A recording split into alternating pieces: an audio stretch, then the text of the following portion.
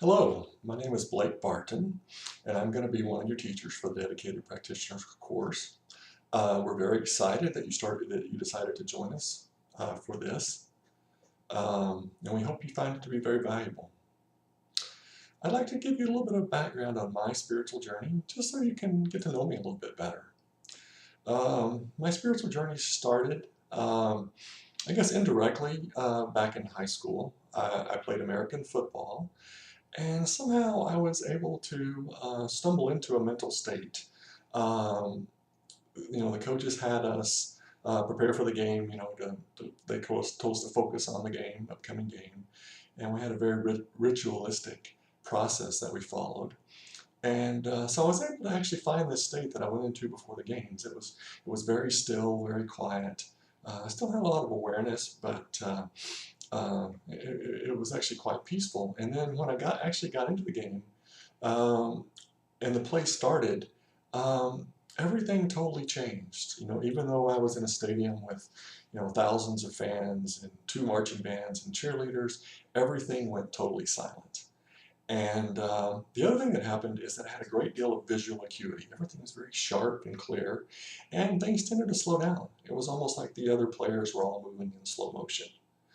And even though there was a tremendous amount of exertion, everything felt quite effortless and peaceful.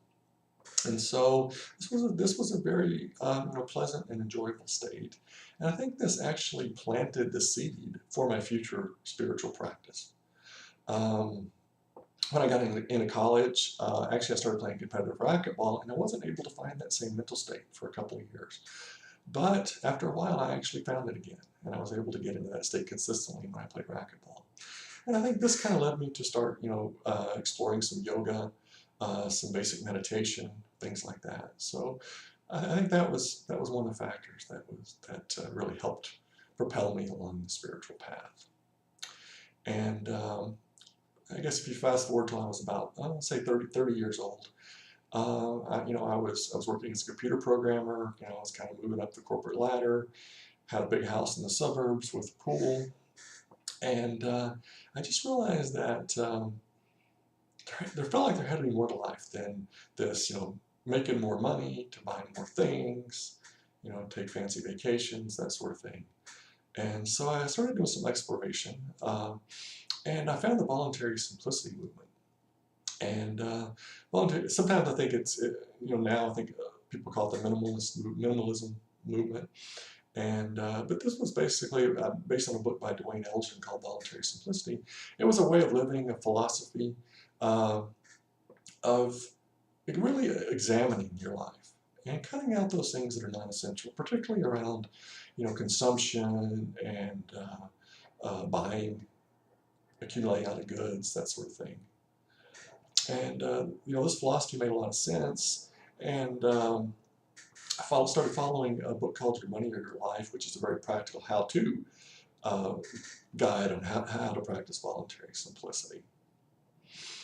And that led to an awakening around consumption. And I really came to the deep realization that things were not going to buy happiness. And but this didn't necessarily transfer into all other aspects of my life.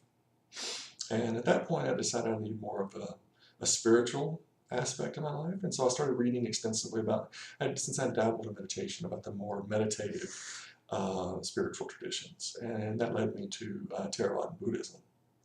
That was the tradition that most appealed to me, sometimes called Vipassana, insight meditation, that sort of thing. And I also became interested in the jhanas and the concentration states. And I actually met Culadasa on an online forum. And I really recognized that he had a lot of wisdom. And it came to find out that he could have been located anywhere in the world, but he was actually only about an hour and a half drive from my house.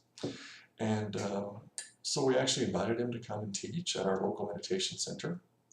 And that transformed into regular teachings, regular Thursday night class. He did for a number of years there.